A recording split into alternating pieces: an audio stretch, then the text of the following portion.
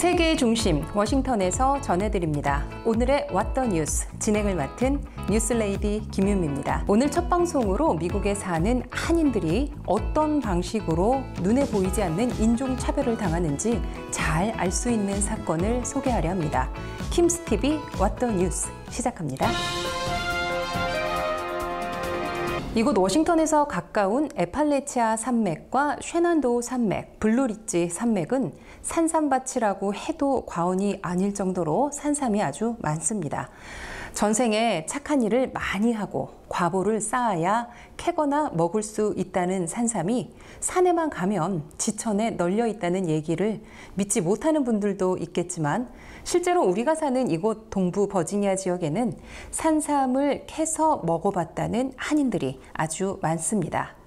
자, 얘기는 여기서 시작됩니다. 지천에 널린 산삼이라고 하더라도 자신의 개인 사유지가 아니라면 산삼 채취가 금지됩니다. 특히 국립공원 내에서는 뭣도 모르고 산삼을 채취했다가는 중범죄로 처벌을 받게 되는데요. 등반길에 우연히 발견한 산삼을 한국적인 정서로 접근했다가 큰 낭패를 당한 한인들이 아주 많습니다. 자, 그럼 이쯤에서 한국인들이 그토록 귀하게 여기는 미국 산삼을 좀 알아볼까요?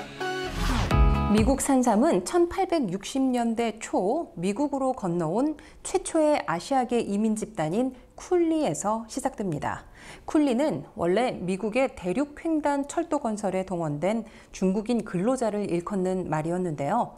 훗날 중국계 혹은 아시안 전체를 비하하는 말이 됐습니다. 미국으로 이민 온 쿨리 중에서 3천여 명이 철도 건설 사고 현장에서 사망했는데 살아남은 이들 중 일부는 미국의 산삼이 어마어마하게 많다는 사실을 알아차리고 공사가 끝난 후에도 중국으로 돌아가지 않고 자신들의 고국에 산삼을 수출하며 교역을 하게 되죠. 당시 미국에 정착하게 된 이들은 갖은 조롱과 멸시를 피해 대도시 경찰서 주변에 무리지어 살다가 차이나타운을 만들었고 중국 대륙과의 산삼 거래가 주요 수입원으로 자리 잡았습니다. 현재도 미국산 산삼의 90% 이상은 중국과 홍콩 등으로 수출되는 것만 봐도 알 수 있습니다. 산삼은 한국의 전래동화 속 효자 이야기와 산신령이 등장하는 설화 속에 신비의 명약으로 묘사되기도 하는데요. 풍광 좋고 산세가 수려한 미국의 국립공원을 산행하다 보면 트레일 코스를 조금만 벗어나 들어가도 산삼을 쉽게 볼 수 있습니다. 그래서인지 몇십 년 묵은 산삼을 캤다는 신만이 무용담은 너무도 흔한 얘기입니다. 미국의 국립공원을 가면 사진과 추억만 가져가라는 캠페인 문구를 곳곳에서 볼 수 있어요. 그도 그럴 것이 산에는 버섯이며 은행, 과실에다가 고사리, 쑥 같은 나물류까지 유혹적인 것들이 한둘이 아닙니다. 거기에 만병통치약이라 불리는 산삼이 널브러져서 나잡아잡수 하고 있는데 어떻게 모른 척을 하겠어요. 죽은 사람도 살린다는 그 신비의 명약이라고 늘상 들어왔던 산삼을 말이죠. 게다가 요즘 같은 가을철에는 아직 낙엽이 바닥에 쌓이지 않아서 빨간 열매를 매달고 유혹의 손짓을 보내는 산삼을 못 본 척하기란 무지 어렵습니다. 그 유혹을 못 이기고 산삼을 살포시 가방이나 주머니에 담아 내려오다가 적발되는 한인들이 매년 나올 정도로 산삼에 대한 아시안들의 집념은 대단합니다.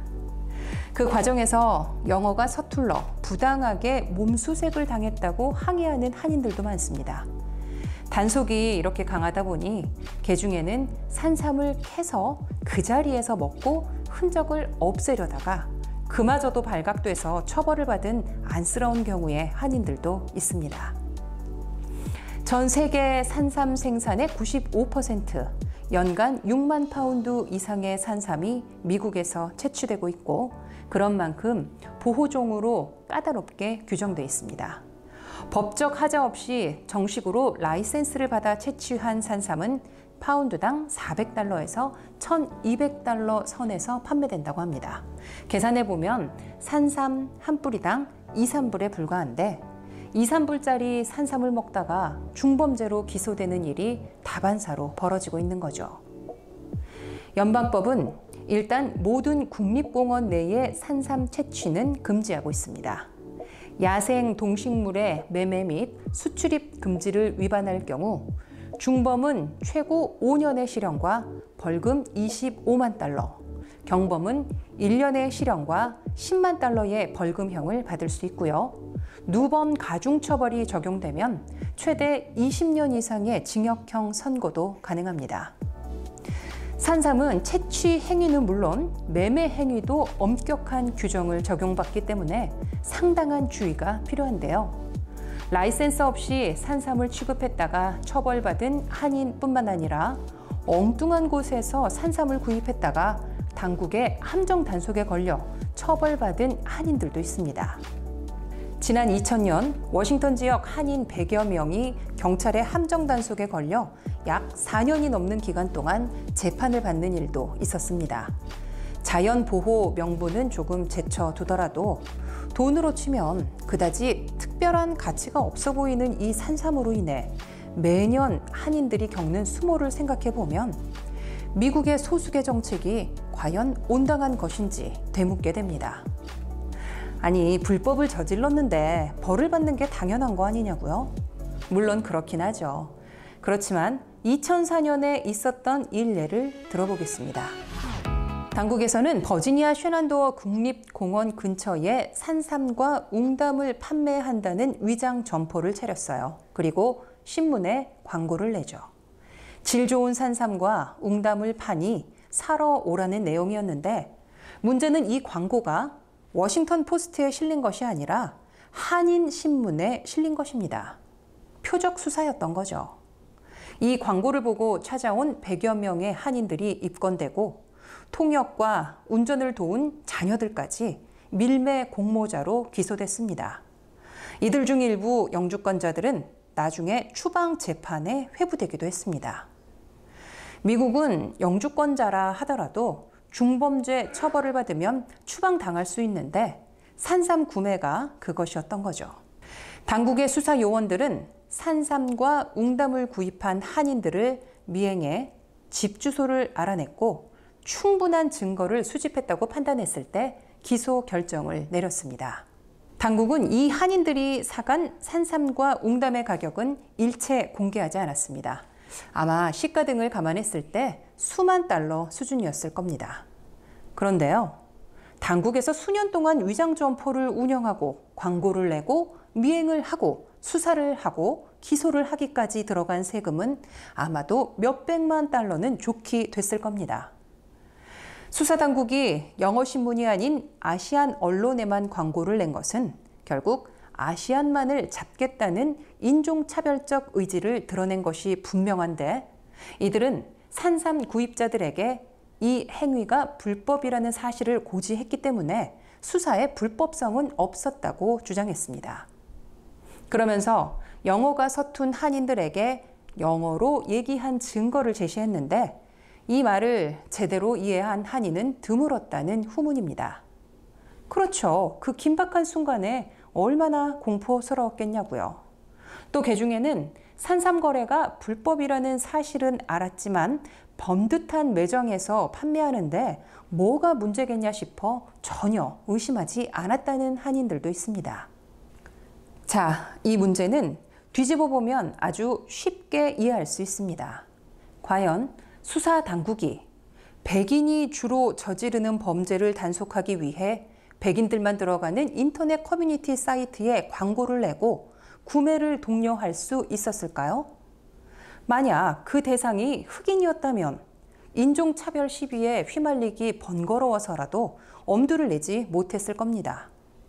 대상이 아시안이었기 때문에 사실상 눈치 보지 않고 마음대로 엮어드릴 수 있었던 것 아닐까요?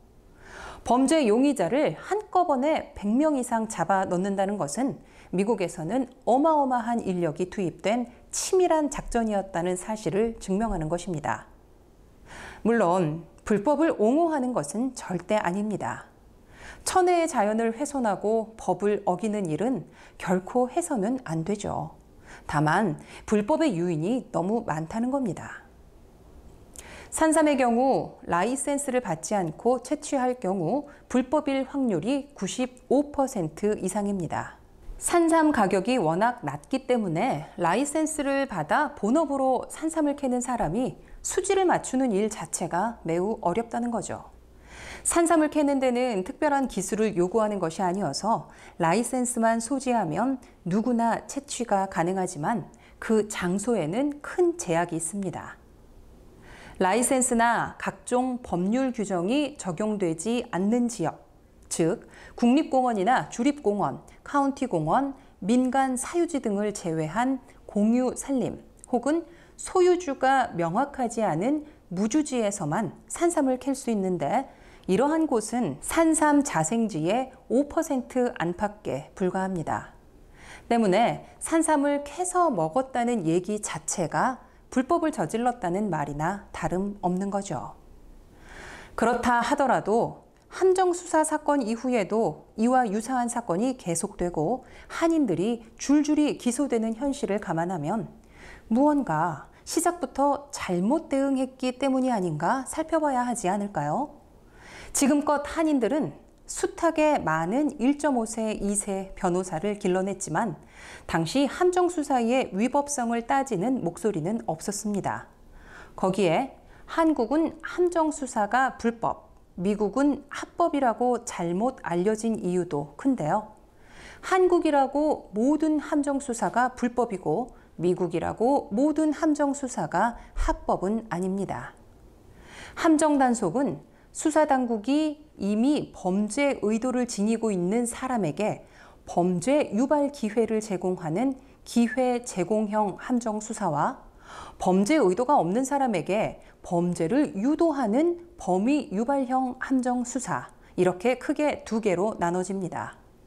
범죄 의도가 어떤 것인가, 어느 정도의 범죄 의도인가 등을 세세하게 따지고 들어갔다면 미국에서 폭넓게 인정되는 기회 제공형 함정수사에 산삼 사건은 포함되지 않았을 수도 있다는 얘기입니다.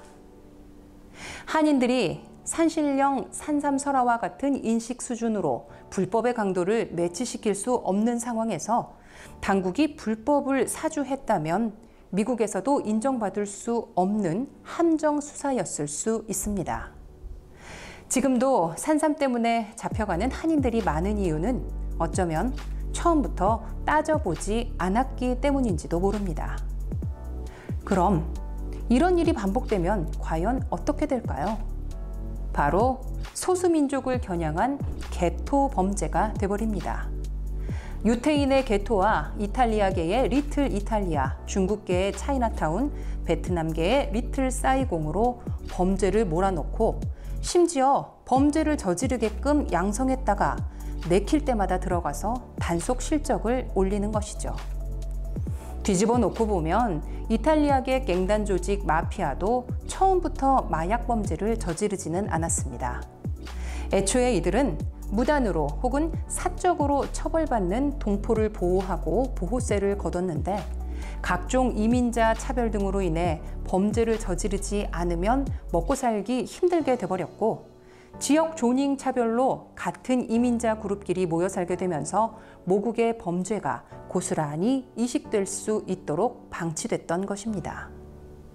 이번 산삼 사건 말고도 한인 커뮤니티에서는 한인들만을 대상으로 했던 무수한 사건 사고들이 있었습니다.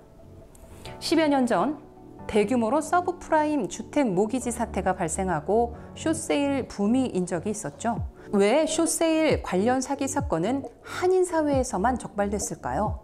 그것도 연방 검찰이 개입해 워싱턴 지역에서만 수백여 명이 입건됐던 사례는 어떻게 설명해야 할까요? 참, 산신령이 노하지 않을 수 없는 일입니다.